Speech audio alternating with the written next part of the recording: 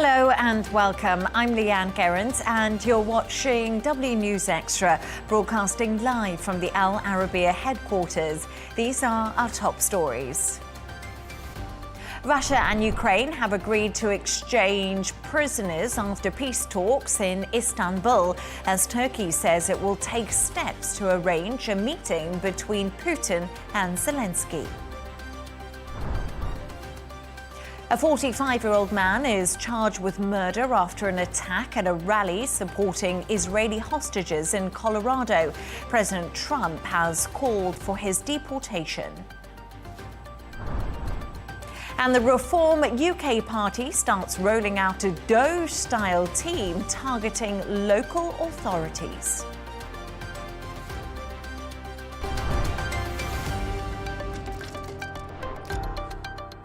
Ukraine and Russia have agreed to exchange prisoners of war who are severely wounded, as well as those under the age of 25. The announcement was made by Ukraine following a second round of direct talks between both sides in Istanbul.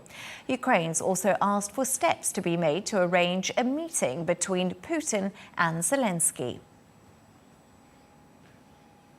Earlier, I spoke to Ukrainian MP Yulia Sikro. I asked her if this was a positive step forward. Yes, it's a positive step. It's one of the probably 100 steps we need to do to get into the peace talks. But it's just one small step at this point of time. As you know, during the previous meeting, it was agreed and actually implemented the exchange of prisoners of war 1,000 to 1,000. And this time, Russia and Ukraine agreed to exchange all wounded or badly injured prisoners of war from both sides. As well as from Ukrainian side, it was requested, and I hope we will get approval from Russia's side to send to Ukraine all kidnapped kids, Ukrainian kids, and we have it more than 25,000 kidnapped and kept in Russia at this point of time. To discuss this and all of today's stories, I'm joined by former editor-in-chief and media strategist Michael Jabri-Pickett and columnist and correspondent Gemma White. Thank you so much for joining me this evening. Michael, let's start with you. And we've heard this prisoner exchange agreement before, at the last round of peace talks. Are these talks a sign that things are moving in the right direction? Of course, it appears to be slowly. Look, communication is better than no communication. These moments have to start in a baby step way. And that's exactly what we have here. Is it going along as everybody would like, as quickly? No.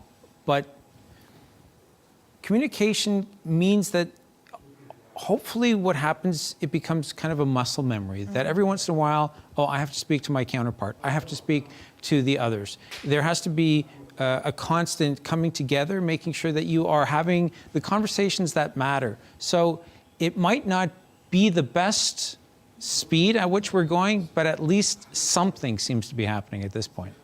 Slowly, but maybe surely. And Gemma, the Turkish president has suggested this meeting between Putin, Zelensky and Trump. I mean, how likely is this to be? Right, this is not looking likely at all. So Erdogan has been a key mediator in the whole situation, especially with Trump pushing to end the war and to make a deal. And it does benefit Turkey. They've found themselves on the world stage. It's also a distraction from perhaps what's happening domestically for these guys. So now Zelensky is quite keen to have this meet-up with the three of them, but Moscow has dismissed it immediately. And then obviously Kiev has said that Moscow are doing everything to ensure that the peace talks are unsuccessful. So there's been a lot of tit for tat in this. Zelensky absolutely would love to have this meeting. He has said we're ready to meet all leaders, whether it's just Putin and Trump, whether it's Zelensky and Putin, he says we're up for all formats. But as far as the Kremlin goes, they have said, first, results must be achieved through direct negotiations between the two countries. So they're not even looking to invite the US in. They want to keep it strictly Russia and Ukraine. But actually, interestingly enough, earlier I spoke to the head of the Euro-Asian Analytical Club and political scientist Nikita Mendakovsky. He called Zelensky an actor and a puppet of Europe. Just take a quick lesson. I don't see any reason for Mr. Putin to be in one room with Mr. Zelensky to finish the war. Mr. Zelensky is no one.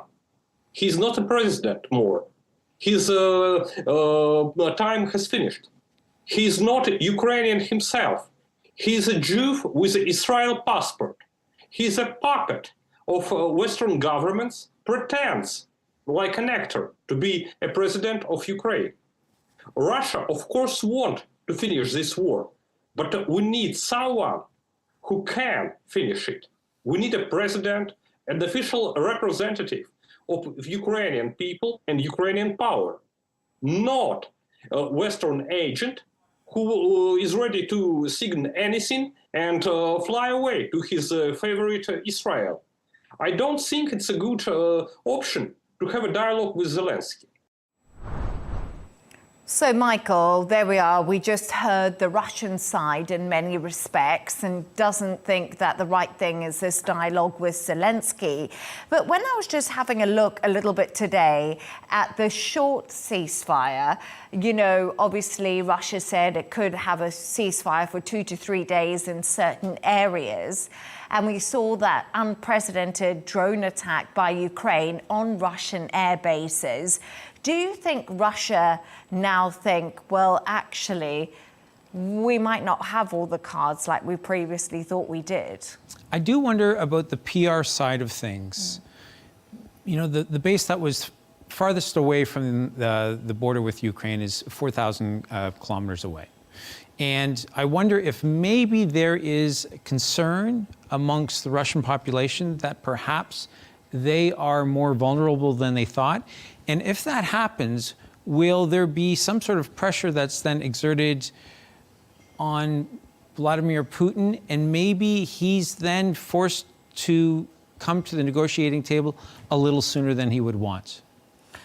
I don't know what you think, but it seems to be, like you said, a lot of tit for tat. We're going around in circles right now. And Gemma, I just wonder if this is happening as fast as maybe President Trump would like it to, or if we could see more involvement from the US, if this would push Putin into an agreement? We've not heard much from Trump with regards to this.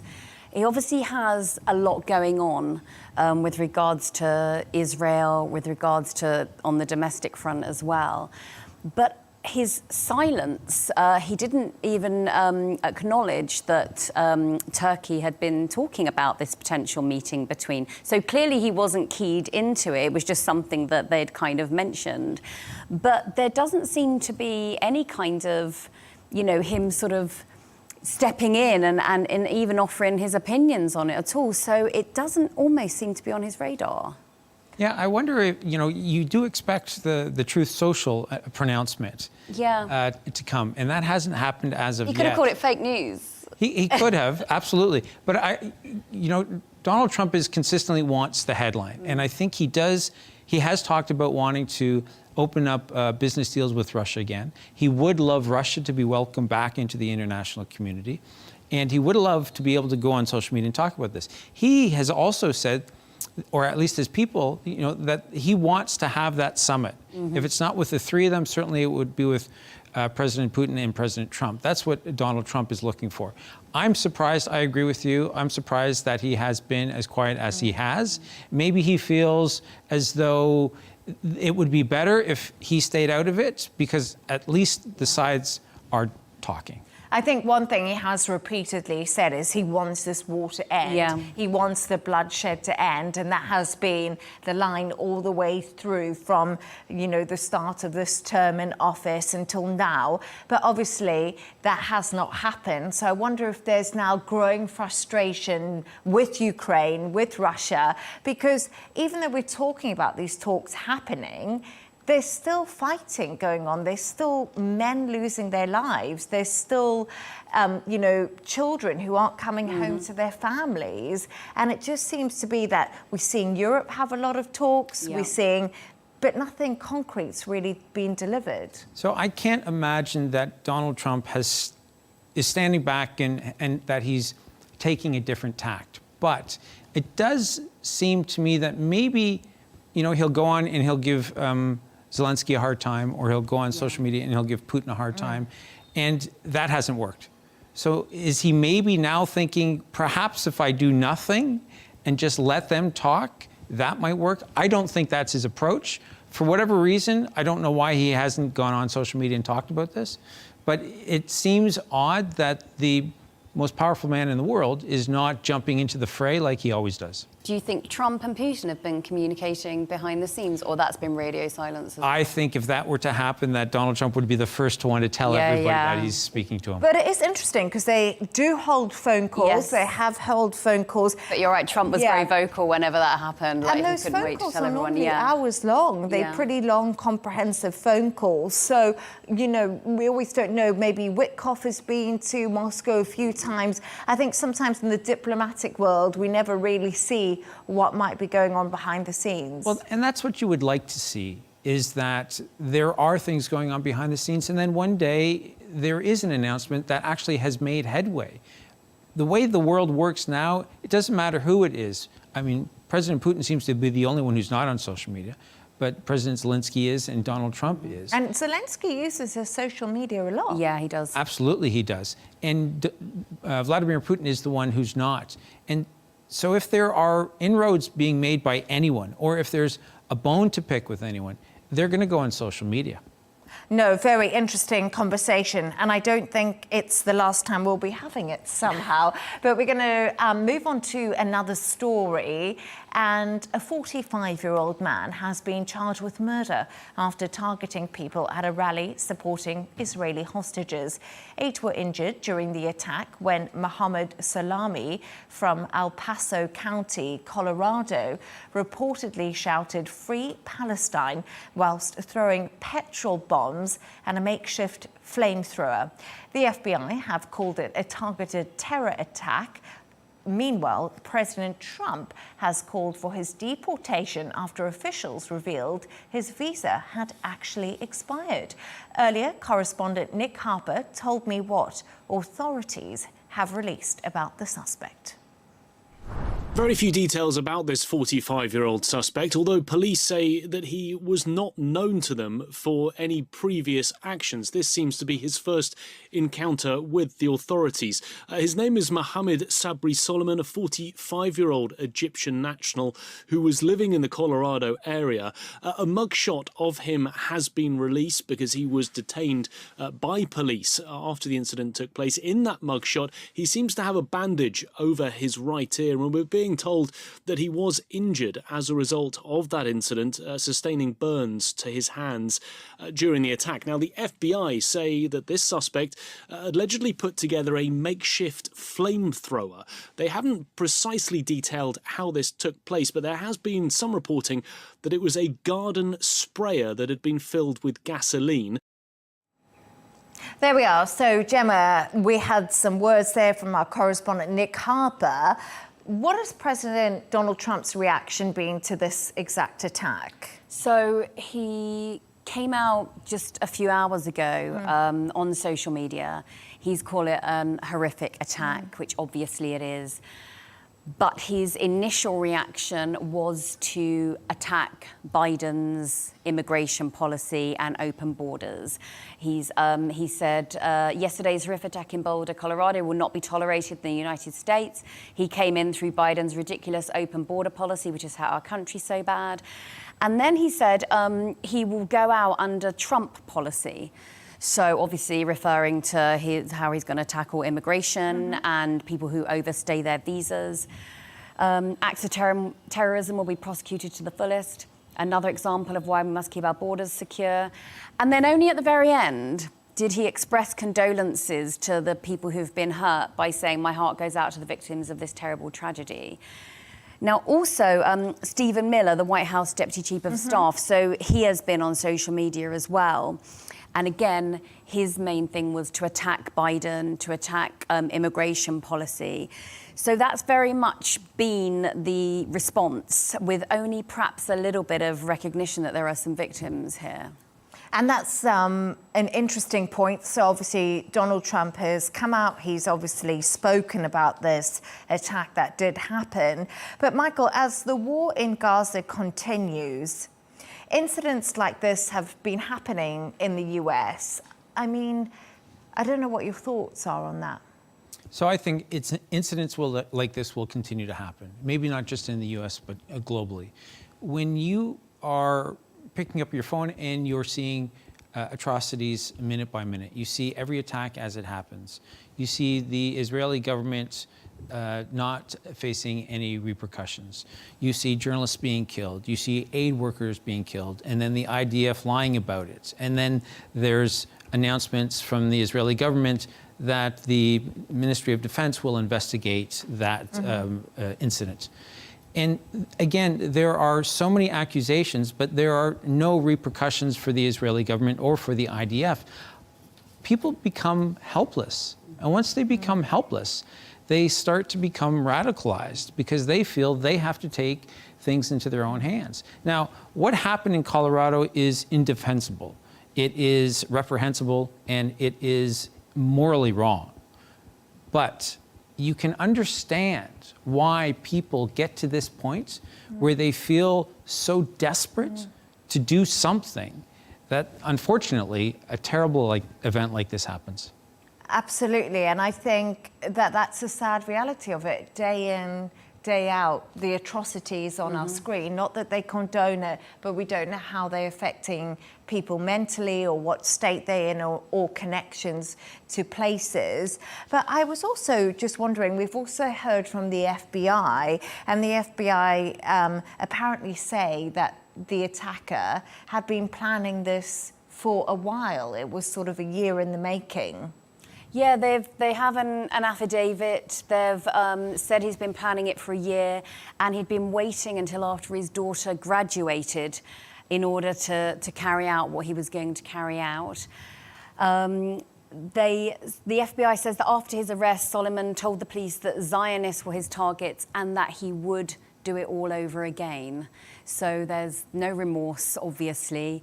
It was very well planned, you know, right down to planning around your child's graduation. So a lot of thought has gone into this, but also probably quite spur of the moment as well. You know, as you say, you're being fed this relentless news cycle, and it doesn't just finish when you turn off the TV because it's on your phone. It's, you know, you're constantly surrounded by it, and once you start to read these things, your algorithm feeds you more and more and more, so you just become entrenched in it. And I think that becomes the difficult part, because he was essentially just a lone wolf. So even for the authorities to be able to keep track of this is going to be increasingly difficult. Yeah, you might be able to infiltrate organizations, but how do you infiltrate the mind of 340 million Americans? You need to accept that you live in a society where hopefully people are feeling comfortable enough to come forward. But when you when you look at your phone and you see the world in front of you and you see the worst, now we know that there will be a disclaimer before a video that this video may contain, you know, graphic scenes, but it's still something that you can watch. And when that is so easily consumable, I think people start to feel they're drawn into it. And you almost become addicted to seeing what is the newsiest event or the newsiest atrocity. And again, when there are no repercussions for who you think are the perpetrators, then you start to feel helpless and you start to wonder, is there anything that I can do? Fortunately, he acted alone. But that doesn't mean that he hasn't inspired others to maybe do something similar. But it's also terrifying for people who want to go out and rally and protest in support of Israeli hostages. It becomes a difficult situation because people do want to show their allegiance. And we know in the US and the UK, you have the freedom to do that. You have the freedom to demonstrate. So I wonder what this means for people who want to be able to back a cause. I think the first thing authorities have always said when things like this happen is, don't change your life. Keep living your life, because that's really the only way forward. We're not all going to shut ourselves in our homes and never congregate in places, you know, go to markets, go to concerts, go to all of these places. You can't put your life on hold because what somebody might potentially do. Perhaps there'll be an increase in how vigilant you are when you go to these things, go to these places. And again, that's a terrible way to live as well, always looking over your shoulder. But these are the times at the moment that we are living in. I mean, I think we can remember back in the days after 9/11, right? Everybody was saying, you have to keep continuing to go to the grocery store or the terrorists will win, right? And then we became our own, we were always looking out for each other. That became sort of another mantra, right? Which is make sure that you, if you see something, say something, right? And I don't know that any of us feel comfortable wanting to go back to that time, but it's inevitable that when incidents like this happen, people will become much more vigilant.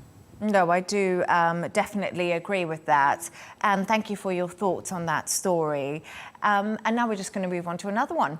Trading on the Damascus Securities Exchange resumed today after being closed for 6 months. It's the start of Syria's new leader's plans to try and begin rebuilding its economy after nearly 14 years of civil war. The Syrian finance minister attended the reopening and said that it signals that the country's economy is beginning to recover. Earlier, I spoke to Damascus-based Dr. Osama Kadi, director of Kadi Economic Consultancy. I started by asking him what the reopening meant for the country's economic future. Take a listen. It signals really a positive step towards economic recovery and stabilization. It signals to the whole world that Syria is opening new page with the world, indicates that the government ready to revitalize the economy and push that economic growth even further and further, trying to attract more investment, open for the world. You know, Syria has been since 1979 under like a country that supports terrorists. So we are isolated. We've been isolated from the whole world. Even we have previously Damascus Stock Exchange, but it's really like some sort of like paralyzed stage. It's not really very active. They used to open 3 days a week from 10 to 1 o'clock, 3 days only. So it's really, it was just a building with not much activity there. But right now, they're heading toward more effective stock market. And Dr. Osama, the stock exchange will now operate as a private company. How will this work and, like you say, attract investment and revitalize the economy? When you operate efficiently and more effectively, and you encourage all investments to be part of that stock market, after you really put a real good governance on that stock market. And the most important thing, the transparency. We used not to have any transparency of who owns this company or that company. I mean, for example, the cousin of a previous president, Rami Makhlouf, he used to own most of the stocks in the banks, more than 6 or 7 banks. He owns like 40 to 60% of them.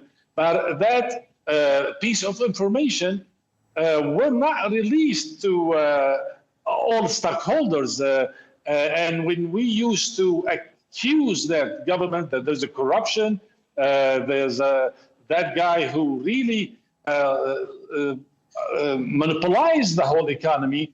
He monopolizes the stock market too, and nobody believed us from the government till they had a big fight over the money between Asma al-Assad, the wife of Bashar, and Rami Makhlouf. Then she starts accusing him of corruption, and she released all documents that this guy is full corrupt in the stock market. So now it's totally different. We are talking about good governance, transparency with the people, and we just started with very minimum companies and banks who used to be on the stock market.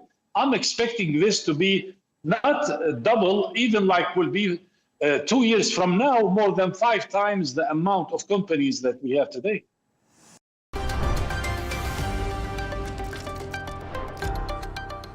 Now, Elon Musk may have left his role as the head of the Department of Government Efficiency, but his legacy seems to have inspired others. The Reform UK party says it's introducing a DOGE-style team to assess local authorities' spending on what it deems as wasteful. Kent County Council in the south of England faced the first audit earlier today. Well, Michael, interesting. Why do you believe this decision has been made, and why has it been inspired by DOGE? Well, I think the global community looks to the US for the good and the bad and the ugly of pop culture. I remember someone saying, when America seizes, the world catches a cold. Yes. It's true. It's true. It doesn't matter, again, if it's good or bad or ugly. I think what happens in the States is inspiration to many people around the world. Either inspiration to do that or not to do that. And I think if you are part of Donald Trump's base, you will have believed that what Elon Musk did when he was at DOGE was successful. The reality is his target was $2 trillion is what he wanted to cut from federal spending, and he ended up cutting less than half of 1%. It wasn't successful. But if you are part of Donald Trump's base, you believe it because the message would be getting out consistently. So if you look at the Reform Party, I don't know that they're necessarily going much further beneath the headline. The Reform Party base is very much in favor of what Musk was trying to do. And I think to bring that over, it would maybe inspire your base to think that we're going to do something that, trust us, was successful, even if it wasn't. So, Gemma, clearly the DOGE sort of philosophy is having a big impact globally if we're seeing Reform wanting to bring it in the UK. But this is just local councils that we are actually focusing on here when it comes to Reform. I wonder if we'll see this be rolled out in national government at some point. But do you think Reform are thinking, right, we won some of the local council seats back in May. We've got a mandate to do this. Let's copy the idea from the States, but start on a smaller scale, and maybe we could make it even better. Yeah, I mean, Reform, as you say, are really influenced by US politics. And I do get the feeling they do sit back and they watch and they wait and they learn. It's quite clear in the seats that they won from Labour and the Tory parties that they have been learning, they have been making notes. So, yes, that is on a regional level, and their promises are quite regional as well, you know, promises to better bin collection and filling the potholes in the roads, that kind of thing. I think that win you votes in the UK. Yeah. You know, we might sort of think it's trivial, but no, it's not. It's what you see every day, like 100%. Yeah, and if you're gonna pander to what people see every day, very much like Trump and his eggs, I find it's in the grocery store every day. So yeah, they have definitely been watching and learning. And DOGE, as you say, even if you don't agree with it, and even if it didn't actually achieve its aims, it's a great soundbite and it's a great concept. We're going to save money. We're going to stop waste. Because everyone can get behind that. Of course, no one wants wastefulness. So it's really something you can get behind. And what I find quite interesting is Reform in the UK right now. They're obviously not the main political party, and they wouldn't be our traditional opposition. That would be the Conservatives at the moment. But if you look at polling, Reform is polling at an average of around 30 to 31% in the UK at the moment, ahead of Labour, who are in government, on 23, and the Tories on 18. Reform is on a resurgency at the moment. And I wonder if it's things like, we're going to do this, people are going to be able to keep their taxes in their pockets, people are going to have more money to spend. I wonder if it's this rhetoric that's driving people towards the party in some respects. I think what Donald Trump has done, for good or for bad, he's recognized that a lot of people don't go much deeper than the headline. They also are not going to do follow-ups. Yeah. They also are not going to, they appreciate when somebody comes forward and says, I'm not a politician, or I'm going to clean up the corruption that's happening in the political sphere. And if anybody can come forward and say that, especially if your base is who the Reform Party has as a base, that, I think, is appealing to so many people. You touched upon it earlier when you spoke a little bit about what it is that's happening with local politics. And, you know, much like with news, we recognize that a lot of local news and local politics is what interests people because it touches people's lives. So if you can say, you know, the stuff that's happening down the street, that's a problem, we're going to clean it up, that will inspire people.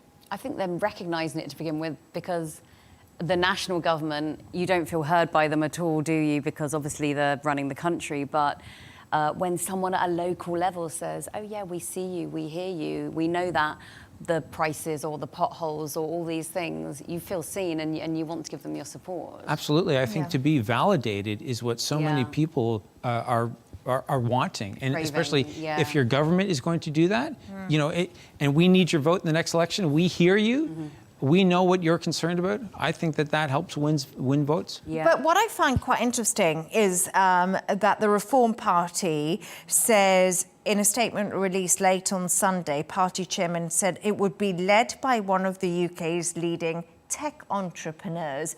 We don't know who this tech entrepreneur is who's going to be doing this DOGE style, but something came up that you mentioned to me backstage, Build Canada. So the tech bros are getting involved.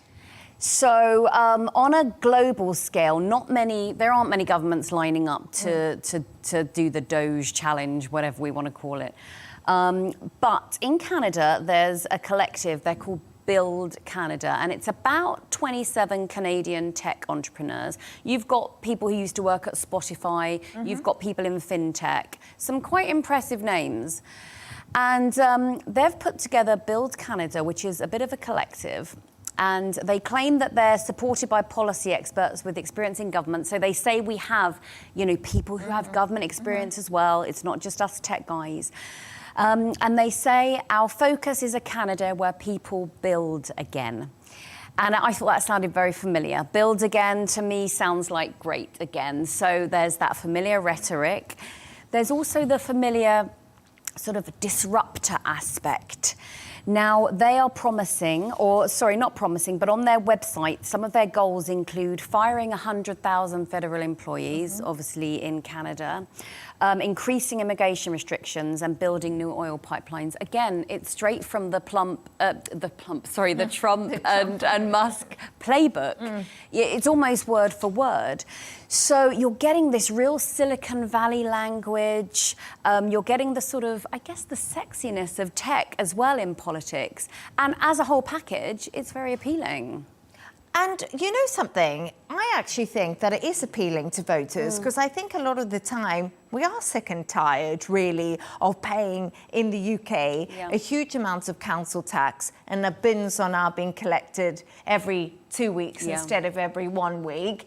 And I think people don't see enough police on the streets anymore, and they really want that to happen. So I do think it's an interesting time, especially in the UK, when Labour, you know, they cutting money, winter fuel allowance from older people, and there seems to be like Reform are just kind of, like you said, just waiting to see the lay of the land. Yeah, I think that so many people are around the world inspired by what happens in the United States.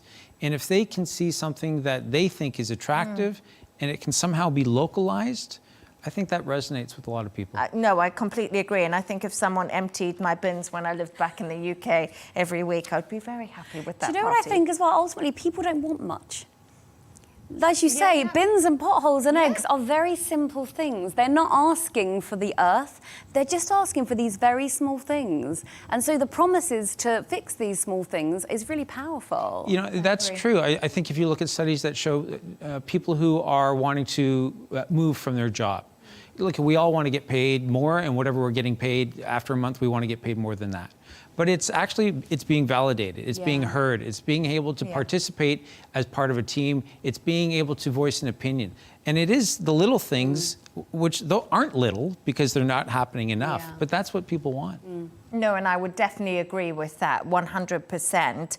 But we're going to move on to the favourite part of my show, and Michael and Gemma have come up with a couple of quirky stories of the day. And we're actually going to start with Michael. Two identical twins have celebrated their 100th birthday.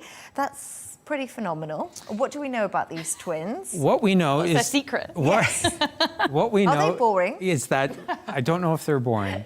And certainly on their 100th birthday, I don't think we could say they're boring, even if they are boring. But Bill and Jack Casey from England celebrated their 100th birthday with cards, identical cards, from the King and the Queen.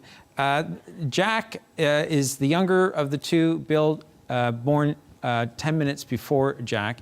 Bill was the one who talked about the need to have 20 minutes of daily exercise. He also, unfortunately, talked about what is probably the least sexy motto. He said, clean and healthy living, staying active, sheer determination, and good genes is what makes for a healthy and happy life. And I think that that's common sense. We all know that. Yeah. Unfortunately, that doesn't explain Keith Richards and Mick Jagger. The Rolling Stones, no, they're still going. But I just saw a picture of them on the screen, the two twins, and they look so happy and they look very well. So maybe as they staying active, sheer determination and good genes are helpful. I'm not sure if I've done all those things. I'm not sure if I'll reach 100, but good for them. And Gemma, tell us more about Tinder's new height filter. Oh my goodness. So Tinder is trialing on their premium level a height filter preference. So you can say, I want someone who is 5'6" to 5'9", or, you know, someone from 6 foot to 6'3", because therein lies the rub in the higher heights, shall we say.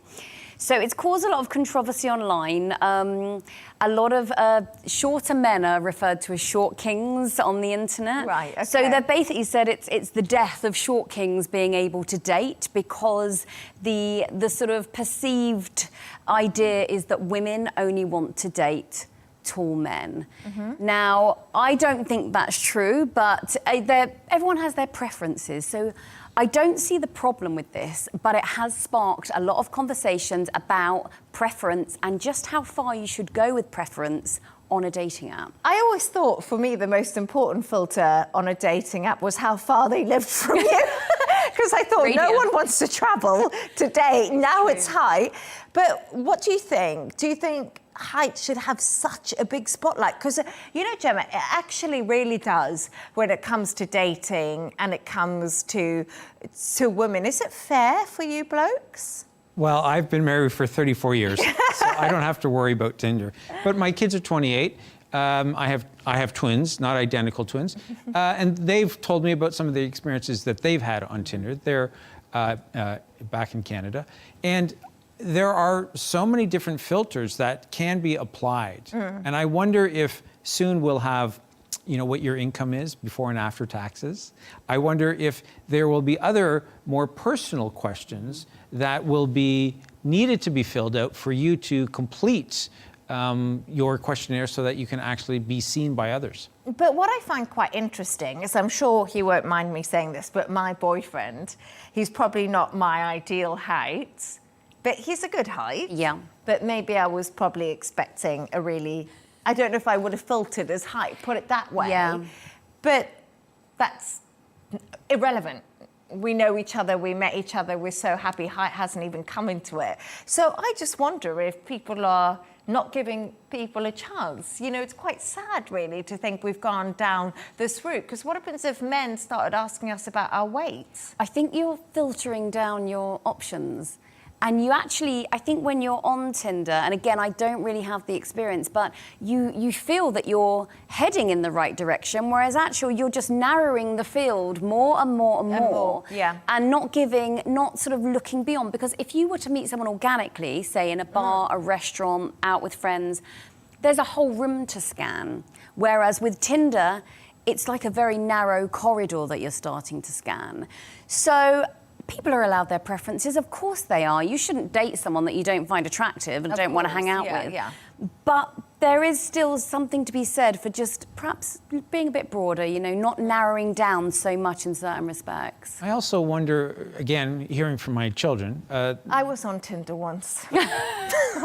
But apparently that's, people are giving up on apps, certainly for dating. Right, okay. And I wonder if this is one of Tinder's last gasps to grab a segment of the population that this matters to.